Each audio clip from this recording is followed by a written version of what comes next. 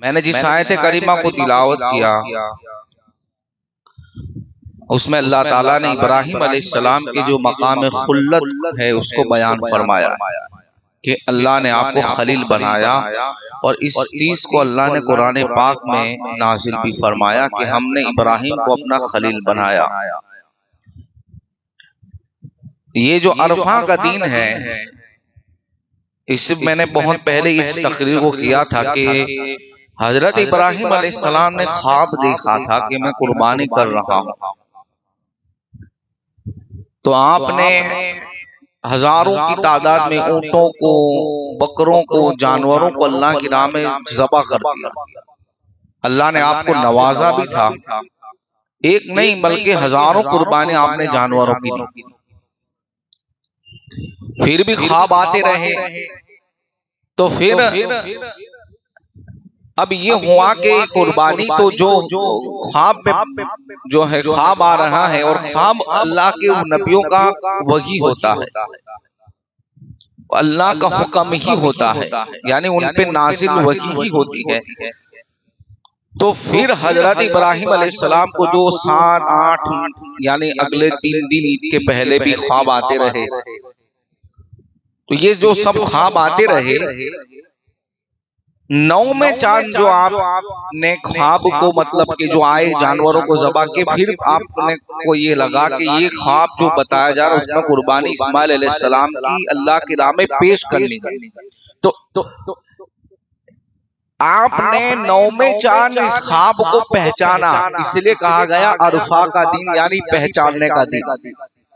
ये अरफा जो कहा जाता है यौम अरफा, यानी लगातार जो ख्वाब आते रहे उसमें कुर्बानी आपने जानवरों की दी। ये नहीं था कि एक कुर्बानी से हमारी तरफ बच रहे हैं, ख्वाब में कुर्बानियां की दिखाया गया तो देते रहे ने। फिर ये पता चला कि हाँ ये तो इस्माइल ज़बीहुल्लाह की कुर्बानी मांगी जा रही है। तो वो दिन था 9वीं जिलहिज्जा का, जिसको कहा यौम अरफा यानी पहचानने का दिन। ये आज का जो दिन है, जब आपने पहचाना कि ये ख्वाब असल में मेरे बेटे इस्माइल ज़बीहुल्लाह को ज़बह करने के लिए है, और फिर 10वीं को आपने वो छुरी फिरा, इसलिए कहा गया यौमुन नहर यानी कल का दिन। ये जो दिन है ना अरफा का दिन, यौमुन नहर का दिन, अय्याम तशरीक के दिन, ये जो नाम है उसकी वजह यही है कि अरफा का दिन इसलिए कहा गया कि आपने हजरत इस्माइल अलैहिस्सलाम की कुर्बानी के लिए तैयार हो गए और अज़्म मुसम्मम कर लिया।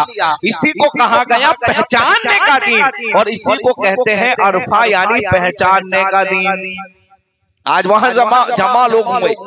तो इब्राहिम अलैहिस्सलाम की सीरत बहुत तवील है, कई पार्ट है इसके अंदर, कई आपकी विलादत के वाकयात, बचपने के वाकयात, नमरूद से मुकालमा, उससे मुकाबला, आगे नमरूद में आपको डाले जाना, आपकी 2 निकाह होना, इस्माइल ज़बीहुल्लाह रज़ियल्लाहु अलैहिस्सलाम का पैदा होना, मक्का मुकर्रमा इनको छोड़ना, इनकी बुलूगत, जवानी, निकाह, आपकी कुर्बानियां, आपका विशाल बहुत बड़ी सीरत है।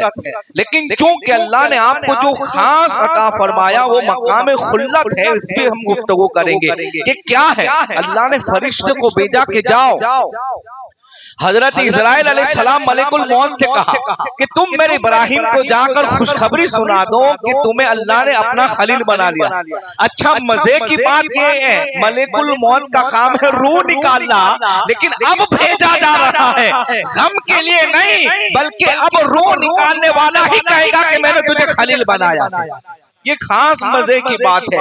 और जब आप आए तो कहा इब्राहिम सलाम दुआ हुई, कहा अल्लाह का जमीन पे एक ऐसा भी बंदा है जिसको अल्लाह ने अपना दोस्त बना लिया है।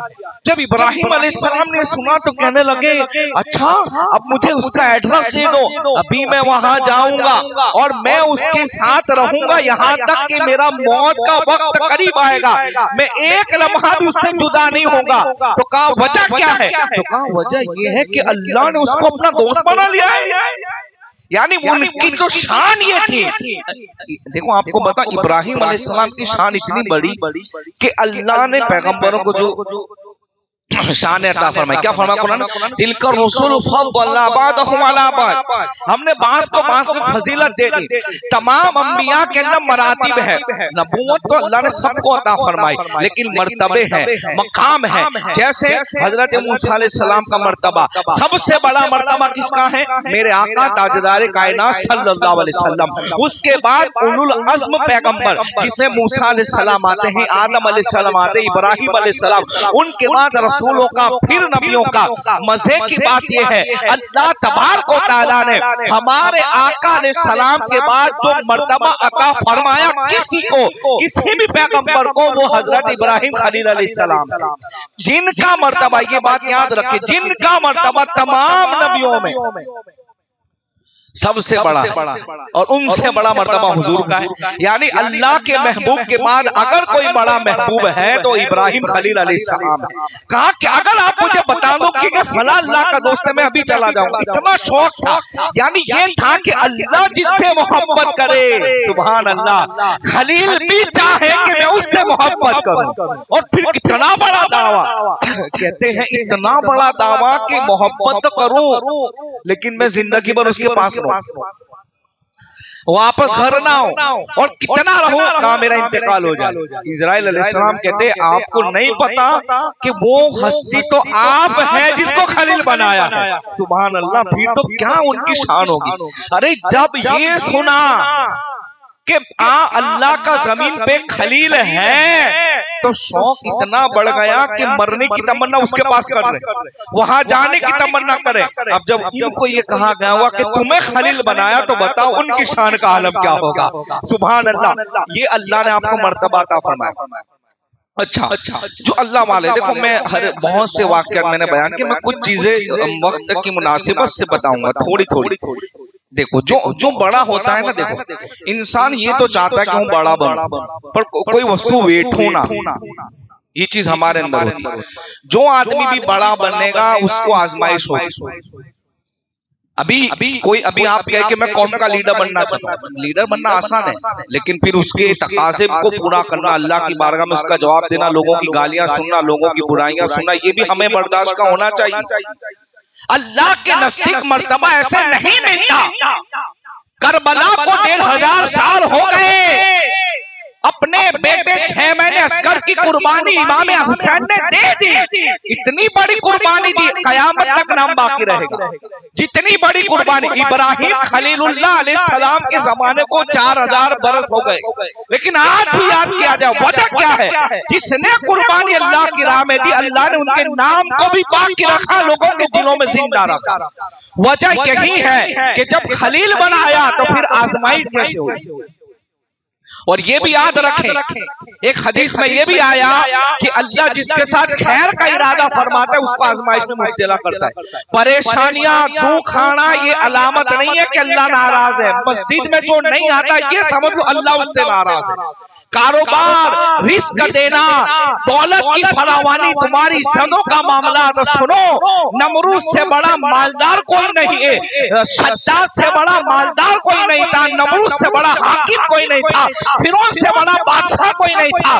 इसका मतलब ये नहीं है कि अल्लाह उनसे राजी है। अगर उनके मुकाबले में हम देखें तो मूसा कलीमुल्लाह की परवरिश उसके घर में हो रही है। इब्राहिम खलीलुल्लाह की जिंदगी को देखे तो बचपन ही से जंगल में रख दिया गया।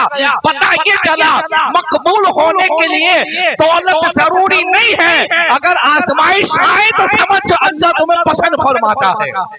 आदमी बीमार ना हो तो ऐसा नहीं समझने का अच्छा है, नहीं, थोड़े थोड़े दिन में बीमारी आना जरूरी है, इसलिए कि वो बीमारी तुम्हारे गुनाहों से तुम्हें पाक फरमा देती है। तंदुरुस्ती नेमत है, हम इनकार नहीं करते, आजमाइश की बात कर रहा हूं। अब देखो मकाम खुल्लत मिल गया, आजमाइश शुरू हो गई। अच्छा, कोई नबी की जिंदगी तुमको एकदम लाइट नहीं दिखी, तो कोई झंझट नहीं है। कोई नबी की जिंदगी, कोई किसी भी पैगंबर की देख लो, कौम आती है ही सामने, या तो बादशाहों से मुकाबले हैं या तो कौम से मुकाबले हैं। और कौम ने क्या नहीं कहा, सरकार अलैहिस्सलाम को माज़ल्लाह मजनून भी कहा, कौम ने क्या नहीं कहा, इब्राहिम खलीलुल्लाह अलैहिस्सलाम की दुश्मनों के आग में डाल दिया, कौम ने क्या नहीं कहा। पता ये चला कि आजमाइश जो और इम्तिहान जिंदगी में आए तो उससे घबराना नहीं चाहिए और बंदा मायूस ना हो कि मेरे साथ होता है आदमी 5 टाइम नमाज पढ़े दुख हो तो कहना अपने तो नमाजे ने ऐसा है ना भाई, तुझसे बड़े तो पैगंबरों की शान है जिनकी जिंदगियां कभी नाफरमानी की तस्वुर छोड़ो, वो तो मासूमीन है, मासूम से गुनाह हो नहीं सकता। अब जब खलील बनाया आजमाइश का दौर शुरू, नमरूद ने ख्वाब देखा मुख्तसर ये कि तुम्हारी सल्तनत को एक जवान तबाह कर देगा। इसने ये किया कि मर्द औरत करीब न जाए, बच्चे पैदा ना हो, लड़कियां हो तो छोड़ दो, लड़के हो तो जिंदा मार दो। इन हालात में इब्राहिम अलैहिस्सलाम की विलादत हुई। अब हालात तो देखो, अब कोई वत्तखज़ल्लाहु इब्राहिम खलीला, इतना बड़ा मर्तबा और आजमाइश देखो। मैं आप लोगों को ये समझाना चाहता हूँ कि अगर हम नेक है या नमाजी है और उसके बावजूद भी अगर हमें परेशानी आती है तो आदमी एहसास से कमतरी का शिकार ना हो, यानी कि यार मेरे साथ जैसा क्यों होता, मेरे साथ जैसा क्यों होता, ये ना सोचे। इसलिए कि आजमाइश अल्लाह की तरफ से होती है और जब बंदा पूरा उतरता है ना तो फिर अल्लाह उसको अच्छे दिन दिखाता है। अच्छे दिन रब की तरफ से आते हैं, बंदे में कोई ताकत नहीं है, अच्छे दिन अल्लाह दिखाता है। अब देखो जब विलादत हुई तो माँ ने क्या किया, जंगल में छोड़ा। माँ का पेट भी नजर नहीं आता था, औरत अय्याम हमल में जो थी नॉर्मल हालात थे और पैदा हुए जंगल में छोड़ दिया और फिर वहां से वापस आई और देख रही थी। अब हालांकि बच्चे को छोड़कर आई है लेकिन अल्लाह पे भरोसा कितना था उनका, ये खास बात है, ये बहुत बड़ी बात, अल्लाह पे भरोसा। आज मैं अपनी हो बात करूं या मैं आपकी बात करूं, हमारा भरोसा अल्लाह पे नहीं, इतना हम नहीं कर देता भरोसा। हम अपनी रोजी के लिए नमाज को छोड़ देते, हालांकि रोजी अल्लाह देता है। अरे भाई मैं ये कह रहा हूं कि आप अगर मेरे काम से कहीं गए तो मैं आपका काम बिगाड़ूंगा थोड़ी। आपने मुझे कोई चीज, मैंने आपको कहा कि फला जगह ये मेरा काम है आप कर दो, आपकी चीज यहाँ रख दो, आप आए तो ले जाना, तो मैं उसकी हिफाजत करूंगा। आप मेरे काम के लिए निकल गए, ये अल्लाह की बारगाह में आ रहे हैं आप, अब रोजे की जिम्मेदारी अल्लाह पे छोड़ दो कि अल्लाह देगा, तुम्हें तो खाली सजदा ही करना है। वतवक्कल यानी हमारा तवक्कुल अल्लाह पे नहीं। माँ ने जब छोड़ दिया इब्राहिम खलीलुल्लाह को वापस आए, दिल में तो था ना माँ होती है, क्या होगा, भेड़िया खाएगा, चीर फाड़ होगा, ये होगा ये होगा, लेकिन जब पलटती है तो आजमाइश तो होती ही है, लेकिन सुनो हिफाजत करने वाला अल्लाह ही होता है। इसलिए कि जब नारे नमरूद में इब्राहिम खलीलुल्लाह को डाला गया तो तमाम फरिश्तों की चीखें निकल गई, अल्लाह तेरी तौहीद का ऐलान करने वालों को जलाया जा रहा है, अल्लाह ये क्या हो रहा है। फरिश्तों की चीखें निकल गई, जिन्नात की चीखें निकल गई। जिब्राइल अलैहिस्सलाम आकर कहते हैं ए इब्राहिम बताओ मैं अल्लाह की बारगाह में तेरा सवाल करूं। कहा नहीं नहीं, जो मुझे पैदा करता है, मेरे साथ जो हो रहा है अल्लाह उसे देख रहा है। और उस वक्त इब्राहिम अलैहिस्सलाम ने कौन सी तस्बीह पढ़ी वो मैं आपको वजीफे पे देता हूं, हस्बुनल्लाहु व निअमल वकील। सुभान अल्लाह, ये तस्बीह इंसान को मुसीबत से निकाल दी, हस्बुनल्लाहु व निअमल वकील। तो उस वक्त अल्लाह ने फरिश्तों से क्या कहा मालूम कि अगर हाँ क्या बात है, सुभान अल्लाह, इसी पर मेरी तकरीर हो गई, क्या बात है। क्या कहा जिब्राइल अलैहिस्सलाम ने, अल्लाह को अगर आप कहे तो मैं आपके साथ हो रहा है तो मैं अल्लाह के कहा अल्लाह मुझे देख रहा है, कहा मेरी मदद का नहीं चाहिए नहीं चाहिए। तो फरिश्तों ने कहा अल्लाह नारे नमरूद में डाला जा रहा है। तो इब्राहिम अलैहिस्सलाम को जब डाला गया फरिश्तों ने कहा, तो अल्लाह ने फरिश्तों से क्या कहा, ये मजे का जुमला है, कहा ए फरिश्तों, सुभान अल्लाह, ए फरिश्तों अगर मेरा इब्राहिम मदद के लिए पुकारे तो जरूर जाना, लेकिन खबर है कि वो पुकारेगा नहीं, हस्बुनल्लाहु व निअमल वकील। वरना अल्लाह ने फरिश्तों से कहा, अल्लाह ने फरिश्तों से कह दिया था इब्राहिम मेरा कहे तो चले जाना, लेकिन उन्हें मेरे रब को खबर इब्राहिम नहीं कहेगा। फिर क्या हुआ, 12 किलोमीटर के एरिया में आग जली, कितने 12 किलोमीटर, बाज़ रिवाज में 10 किलोमीटर, लेकिन मामला छोटा नहीं था, बहुत बड़ा मामला था। एक मकान में आग जले, उसमें आदमी को झोंक दो, क्या होगा, ये मकान नहीं ऐसा समझ लो कि हमारा जम्मू सर आ जाए, 10-12 किलोमीटर तो हमारा जम्मूसर भी नहीं हुआ। हमारे शहर का एरिया इतना लंबा चौड़ा नहीं है, हो सकता है 8-10 किलोमीटर, और मान लो तो इतने बड़े शहर के बराबर उस आग में डाला गया। अल्लाह ने कहा अगर मेरा इब्राहिम करे तो जिब्राइल मदद कर देना, अगर मेरा इब्राहिम करे फरिश्ता चले जाना। लेकिन इब्राहिम अलैहिस्सलाम का मामला ये था, वत्तखदल्लाहु इब्राहीम खलीला, उसका राबता तो रब से ही होता है, कोई लेना देना नहीं। फिर क्या हुआ, जब डाले गए कुल्ला या नारु कूनी बरदन व सलामन अला इब्राहीम, की इब्राहिम पे आग ठंडी हो गई। और कैसी ठंडी हो गई? हजरत इब्न अब्बास फरमाते सैयदुल मुफस्सिरीन कि अगर कुरान में लफ्ज़ सलाम न होता, इतनी ठंडक थी आग में। अब ये जुमला अगर मैं कहूँ आग में ठंडक, अक्ल चली गई है। आग में ठंडक, आग की तासीर है तपिश को देना, लेकिन मैं कह रहा हूँ आग में ठंडक।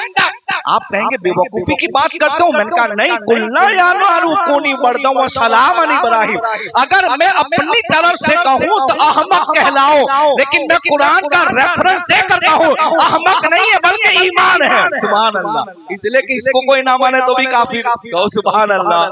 अरे कुरान कह रहा है कि आग ठंडी हो गई, और ऐसी सलामती वाली ठंडी कि आप उसमें टहल रहे थे, उसमें टहल रहे थे, आपको कुछ नहीं हुआ, बल्कि आग की तपिश से इंसान का चेहरा सिया हो जाए, इंसान का चेहरा लाल हो जाए, ऐसा कोई मामला नहीं था। अगर लफ्ज़े सलाम ना आता तो इब्न अब्बास फरमाते ठंडक की वजह से।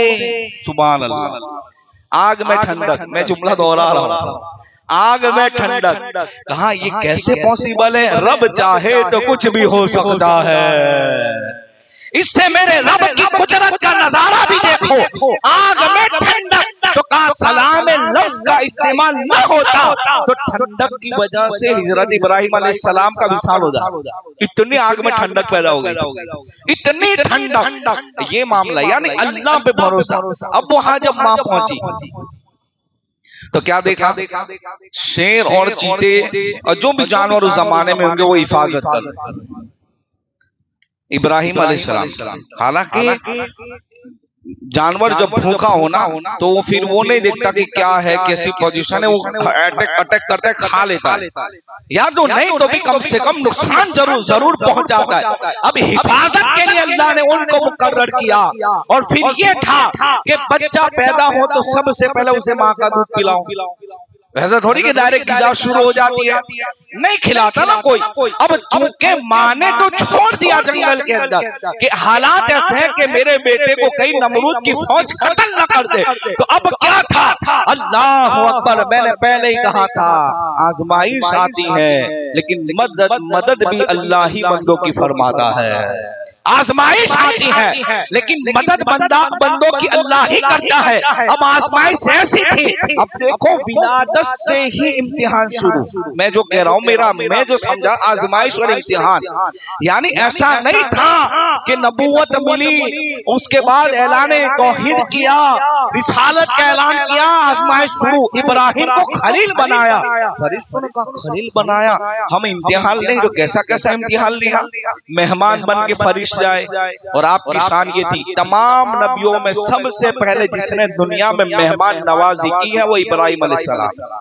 सबसे पहले पैजामा पहनने वाले इब्राहिम अलैहिस्सलाम, सबसे पहले मिंबर पे खुतबा देने वाले इब्राहिम अलैहिस्सलाम है, सबसे पहले हाथ मिलाकर गले मिलने का रिवाज हजरत इब्राहिम अलैहिस्सलाम ने शुरू किया था।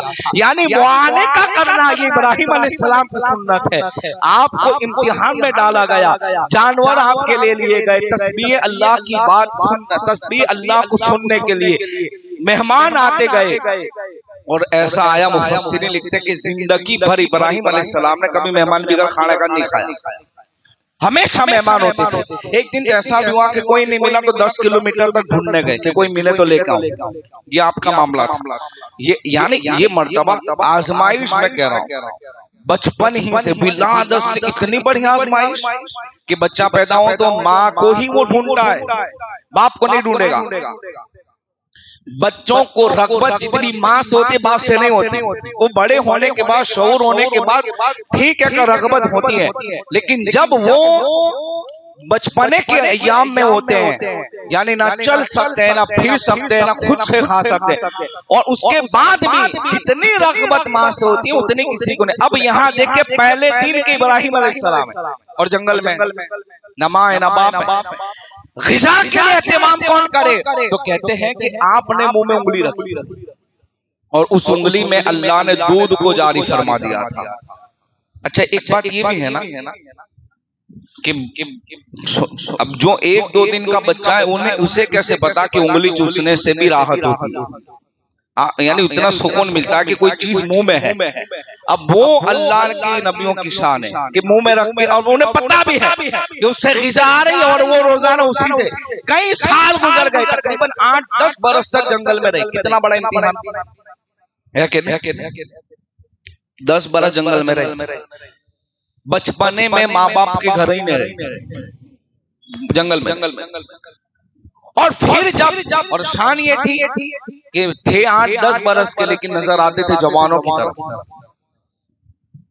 तरफ। फिर जब गए, फिर नमरूद का वाकया, फिर आग में। फिर आप अभी देखो, फिर आपने क्या किया? वो शहर छोड़ दिया।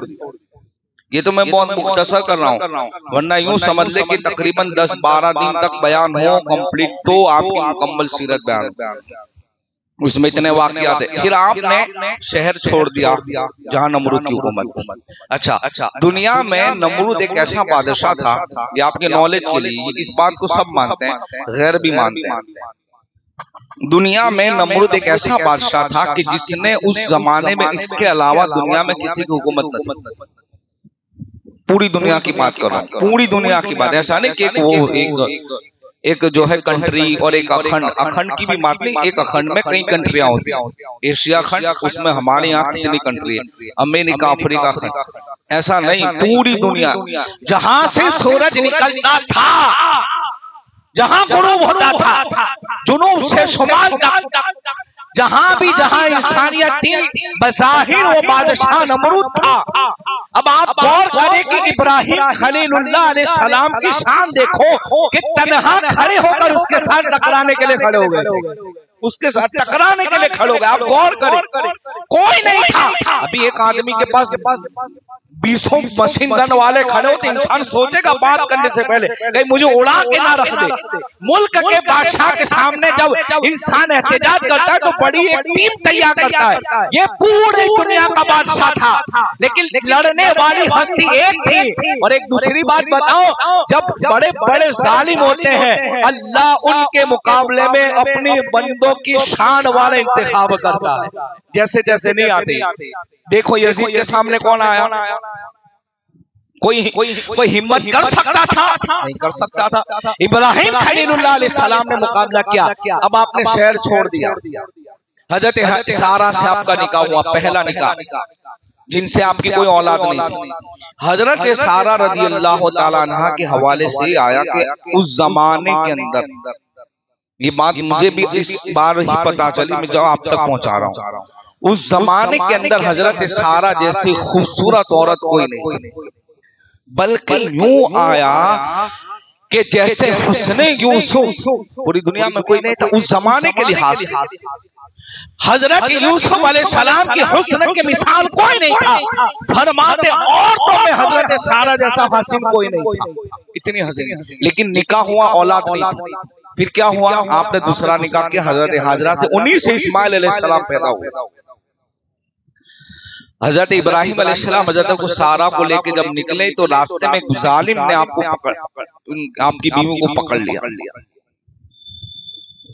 और वो बादशाह का मिजाज के साथ मालूम कि अगर वो किसी की औरत होती, यानी मियाँ बीवी जा रहे हैं, पकड़ लिया, तो वो ये करता था कि उसको तलाक दिलवा के खुद अपने कब्जे में औरतों को रखता था। और अगर सगे भाई बहन होते थे तो हाथ नहीं लगाता था। ये उसका मिजाज होगा। हजरत इब्राहिम अलैहिस्सलाम को भी उसकी फौज ने आके पकड़ा और कहा कि ये कौन है तुम्हारे साथ? तो आपने कहा कि ये मेरी दीनी बहन है, ये मेरी हालांकि थी ज़ौजा मोहतरमा। आप कहेंगे कि बहन को कहा, तो एक बात याद रखिए कि ईमान के लिहाज से हम सब भाई बहन हैं।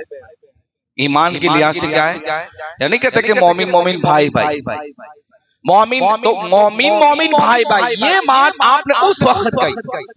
हजरत सारा की शान इतनी हसीन, और ये हवस का भूखा आदमी जालिम बादशाह था, इसने कहा कि मैं हजरत यानी इरादा गलत किया कि हाथ लगाने गया तो हजरत सारा ने दुआ की, ए अल्लाह मैं तेरे इब्राहिम खलीला के निकाह में हूँ।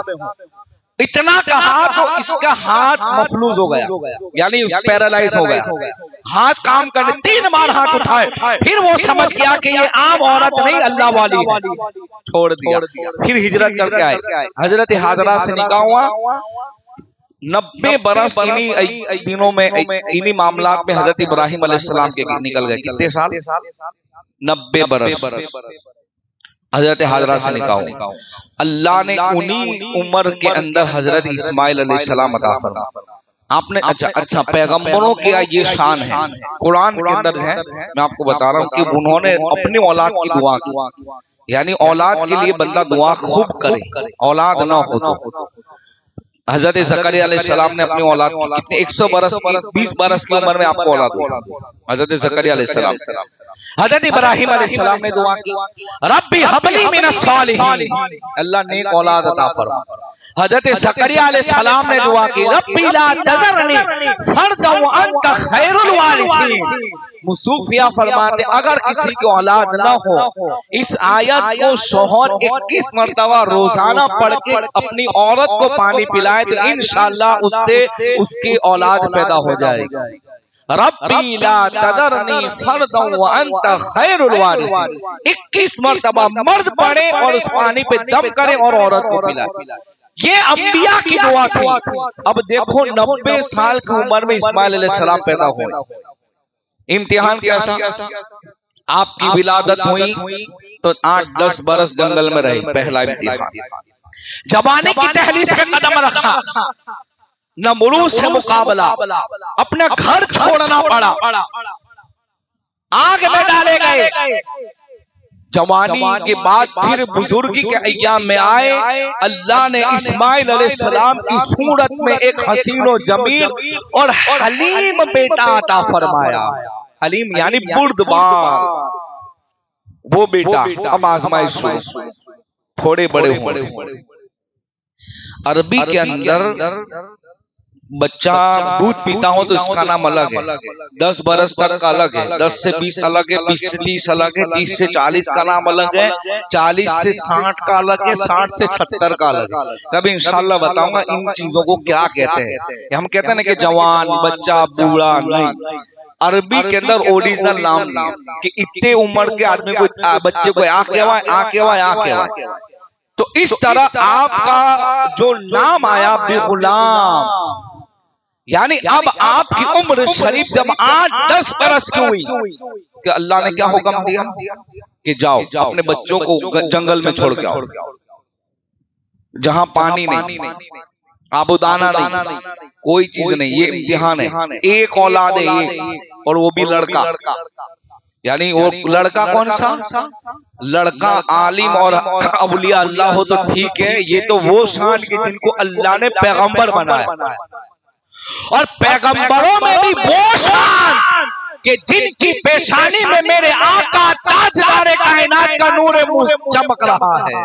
वो बेटा तो कहा कि अब छोड़ा वादिया गैर सिलसिला में, लेकर पहुंचे तो हजरत हाजरा ने दामन पकड़ा, कहा हमें इतने जंगल में छोड़ के, घना जंगल नहीं, ना झाड़ था ना कुछ था, बस चटियल मैदान था, छोड़ दिया। कहा जाओ अब यहीं रहना है, तो कहा मत छोड़ो। तो कहा मैं क्या करूं हाजरा, अल्लाह ने हुक्म दिया है। जब ये सुना तो बीबी ने कहा हाँ अब अल्लाह का हुक्म है तो हाजरा भी उस पर इस्तेकामत दिखाएगी।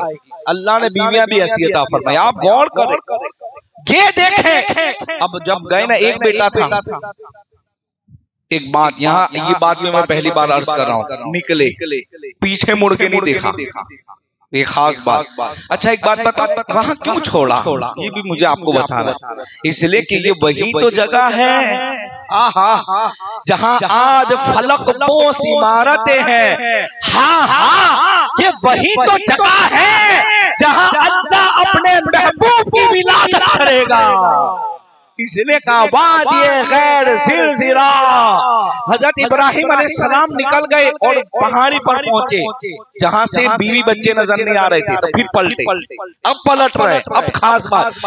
और जब पलटे तो अब क्या देखा, चीज बताऊं, अभी आपको किसी जगह आपको मैंने छोड़ दिया या आपने मुझे किसी जगह छोड़ा, भले मुझे आप नजर नहीं आ रहे, लेकिन मैं उस एरिया को देखकर ये तस्वुर करूंगा कि आप वहां है। ये बात हजरत इब्राहिम अलैहिस्सलाम पलटे नहीं थे, वहां पहुंचे पहाड़ी पर कि जिस जगह मैं छोड़ा फिर उसकी तरफ मुतवज्जे हुए कि तस्वुर है कि मेरे बीवी बच्चे यहाँ मैंने छोड़े। फिर दुआ के रब्बना इन्नी अस्कनतु मिन ज़ुर्रिय्यती वादिन गैर ज़िरज़िरा, ए अल्लाह मैंने वहां छोड़ दिए, अब इस जगह पे लोगों के दिलों को मबज़ूल फरमा दे। यानी क्या, ए अल्लाह मैंने इतनी बड़ी कुर्बानी दे दी, अब लोगों के दिलों को यहाँ फेर दे। कैसा फेरा कि आज करोड़ों की तादाद में हाजी वहां मौजूद है। कैसा फेरा, आज हर एक आशिक तड़पता है मक्का जाने के लिए। कैसा फेरा, दुनिया इधर की उधर हो जाए, कयामत तक उस शहर में जाना लोग बंद नहीं करेंगे, जाएंगे अपने गुनाहों की माफी करवाएंगे। फिर आपने आखिरी दुआ ये की, ए अल्लाह, अंबिया की दुआ देखो औलाद के हक में, और अंबिया सिखा रहे हैं कि अपनी औलाद के लिए दुआ हमें क्या करनी चाहिए। खास बात, अब ये तरबियत है, हमारी औलाद पैदा हो तो हमारा हक क्या है। पहला हक, अच्छा नाम रखो। हीरो के नाम पे, बादशाहों के नाम पे कोई नवा नाम के ऐसे नाम ना रखो, बुजुर्गों के नाम रखो। इसलिए कि हदीस पाक में आया, अच्छे नाम की बरकत अल्लाह और औलाद और नस्ल में अता फरमाता है। तो नाम रखें। फिर क्या दुआ, इब्राहिम अलैहिस्सलाम कहते हैं रब्बी जअलनी मुक़ीमस्सलाह। वहां से जब निकले ना अपने औलाद बच्चों को, बीवी बच्चे को छोड़कर, तो कहते ए अल्लाह मेरे औलाद को नमाज पे कायम रख। सुभान अल्लाह, ये हमारी भी जिम्मेदारी है। हम अपने औलाद के लिए दुआ करें कि अल्लाह उनको नमाजी बना। बस कारोबार तो क्या है यार, मैंने पहले कहा दौलत शोहरत तो धूप की मानी थी, आज इसके पास आज उसके पास, लेकिन आदमी नमाजी हो जाए ये नेमत हर एक को नहीं मिलती। बाकी दौलत तो सब कुछ मिलती है, हाँ दौलत तो सबको मिलती है, नाफरमानों को भी मिलती है, बेनमाजों को भी मिलती है, नमाजों को भी, सबको मिलती है, लेकिन सजदा हर एक को नहीं मिलता। अल्लाह जिसको चुन ले उसकी बारगाह में आता है, वरना सब धुतकार दिए जाते। तो कहा अल्लाह उनको नमाजी बना। दूसरी दुआ ये की कि जहां मैंने इनको छोड़ा उसको आबाद, और कैसी आबादी हुई, सुभान अल्लाह, आज वहां मक्का और काबा है। ये हुआ। बस आखिरी बात सुने, इम्तिहान। फिर जब हजरत इब्राहिम अलैहिस्सलाम बहुत साल गुजर गए तो कहा अब अल्लाह ने हुक्म दिया तो आप आए कि देखो बीवी बच्चों का क्या मामला है। तो इस्माइल अलैहिस्सलाम की थोड़ी उम्र शरीफ बढ़ गई, यानी आप हो गए 10 के प्लस 11-12 साल की उम्र में। फिर अल्लाह ने क्या कहा कि अब इनको ज़बा कर दो। मैं इंशाल्लाह ऐसा होगा तो कल ईद के मौके पर इसको मैं थोड़ा समझाऊंगा, अभी टाइम नहीं। अल्लाह ने क्या कहा, ज़बा। इम्तिहान दिया, लेटा भी दिया, लेकिन क्या हुआ, जन्नत से दुम्बा है। अच्छा एक सवाल है कि उसको तो ज़बा इब्राहिम अलैहिस्सलाम ने क्या था, ये जानवर के जिस्म का क्या हुआ, एक सवाल है। मैंने इस हवाले से एक जगह पढ़ा था तो ये मतलब आया कि वो जानवर ज़बा किया गया, जन्नत का दुम्बा, तो उसके जो जिस्म था उसको उस जमाने के अंदर जो भी चरिंद परिंद थे वो सब खा गए, और उसके सींगों को काबे के ऊपर नस्ब किया गया जो यजीद के हमले में जल गए थे। फिर जवान हुई, इम्तिहान, कुर्बानी। फिर आपने वहां छोड़ दिया हजरत इस्माइल अलैहिस्सलाम को, जो आज मक्का मुकर्रमा मौजूद है। बहुत साल हुए हजरत इस्माइल अलैहिस्सलाम की माँ की तबलीग से, वो जो काफिला यमन से आके रुका। अच्छा वहां आबादी कैसे बनी, मैंने पहले ही कहा कि 2 लोग थे। कौन थे, हजरत हाजरा और इस्माइल अलैहिस्सलाम, कोई नहीं था। देखो जिस वक्त इब्राहिम अलैहिस्सलाम को वहां छोड़ा ना, तो उस जमीन की पोजीशन क्या थी, पानी बिल्कुल नहीं, नहर नहीं। अच्छा यहाँ तक कि झाड़ भी एक न था, एक भी झाड़ न था। यानी एकदम मैदानी था, पत्थर ही पत्थर थे और छोटी छोटी पहाड़ियां। उसको कहते हैं वादी गैर जिरजिरा, जिसको आज हम मक्का शरीफ कहते हैं, जहाँ खाने काबा है। आबाद कैसे हुआ? जब हजरत इस्माइल अलैहिस्सलाम ने अड़ीनिया रख दी तो क्या निकला? जमजम शरीफ। क्या निकला? जमजम शरीफ। और आज सब निकल रहा है। साइंस हैरान है, पानी की किस्मों पर रिसर्च हुआ तो लोग हैरान है। साइंस कहती है कि ये पानी कहाँ से? मैं कहता हूँ कहाँ से नहीं, जन्नत से है। और कदमे इस्माइल की बरकतें हैं, हजरत हाजरा की कुर्बानियां हैं, हजरत इब्राहिम खलीलुल्लाह की आजमाइश है। जब जाके इतना बड़ा चश्मा निकला, पता चला अगर तू कुर्बानी देगा तो अल्लाह तेरे जरिए लोगों को नफा पहुंचाएगा। तो जब ये पानी का चश्मा निकला तो यमन से काफिला गुजर रहा, तो उन्होंने देखा कि परिंदे मंडरा रहे हैं, और उस जमाने में अलामत थी कि जहाँ परिंदे वहाँ पानी होता है। वो आके गए और कहा कि पानी तो बड़ा अच्छा है, आज से हम अपनी जमीन इसी को बनाते हैं। हजरत हाजरा से कहा हम रहे यहाँ, रहो, तुम्हारी अल्लाह की जमीनें रहो, लेकिन सुनो पानी हमारा है, बगैर पूछे नहीं पी सकते हो। उसके बाद वो कबीला वहां रहा। तो सबसे पहला कबीला कहां से आया? यमन से आया। कहां से आया? और वहां अब दो थे, कबीला हुआ। हजरत हाजरा ने तबलीग शुरू की तो पूरा कबीला मुसलमान हो गया, और उसी कबीले की एक औरत से हजरत इस्माइल अलैहिस्सलाम का निकाह हुआ। समझ में आया? यहाँ से अब आगाज हुआ शहर का। इब्राहिम अलैहिस्सलाम जब अपने बेटे को, वक्त हो गया बस आखिरी बात सुनो, इब्राहिम अलैहिस्सलाम जब अपने बेटों को मिलना है ना, हजरत जहां आपके गालिबन शाम थे, मिलने आए ना, तो इत्तेफाक से इस्माइल अलैहिस्सलाम घर पे नहीं थे। तो इब्राहिम अलैहिस्सलाम ने इनकी बहू से पूछा कि कैसा है, खैरियत है? अब नहीं कहते क्या चल रहा है। तो जो उनकी जौजा मोहतरमा थी तो उसने कहा कि कुछ ऐसी बात की कि जिसमें शिकायत की बू आती, यानी वो कहें कि भाई कैसा, तो क्या यार क्या करें, ऐसा ऐसा है जैसे हम कहते हैं। तो वो अल्लाह वालों की बात करता हूँ, हमारी तो कोई औकात ही नहीं, हम तो हमेशा शिकायत ही करते हैं कि ये है वो है। तो कहा कि ऐसे कोई बात कही कि बस चलता है, ठीक ठाक है। तो इब्राहिम अलैहिस्सलाम वापस चले गए, और वापस जाने लगे तो इस्माइल अलैहिस्सलाम की मुलाकात हुई। तो कहा अब्बा, तो कहा मैं घर जाके आया, तो कहा कि तेरे घर की दहलीज अच्छी नहीं है, बदल दे। क्या कहा? तेरे घर की दहलीज अच्छी नहीं, बदल दे। तो इस्माइल अलैहिस्सलाम समझ गए कि ये मेरे काबिल नहीं, फिर आपने उसको तलाक। फिर दूसरा निकाह हुआ, फिर हजरत इब्राहिम अलैहिस्सलाम मुलाकात के लिए आए, हुस्ने इत्तेफाक। फिर आप घर में नहीं थे। फिर अपनी बहू से जब गुफ्तगू हुई तो बहू की शान ये थी कि जैसे हाजरा की छवि पाई जाती। इब्राहिम अलैहिस्सलाम की तरबियत का जो है नजारा नजर आता हो, कहा खुश है, अच्छा है, सब अच्छा है, शुक्र अदा किया। तो इस्माइल ज़बीहुल्लाह के कंधे पे हाथ रख के कहा कि बेटा तेरे घर की दहलीज अच्छी है, संभाल के रखना। ये था। तो इस तरह आपकी जिंदगियां थी। इस्माइल अलैहिस्सलाम ने वहां आबादी बढ़ाई। फिर आपकी 40 की पुश्त के बाद अल्लाह ने अपने महबूब को इन्हीं की नस्ल में पैदा फरमाया।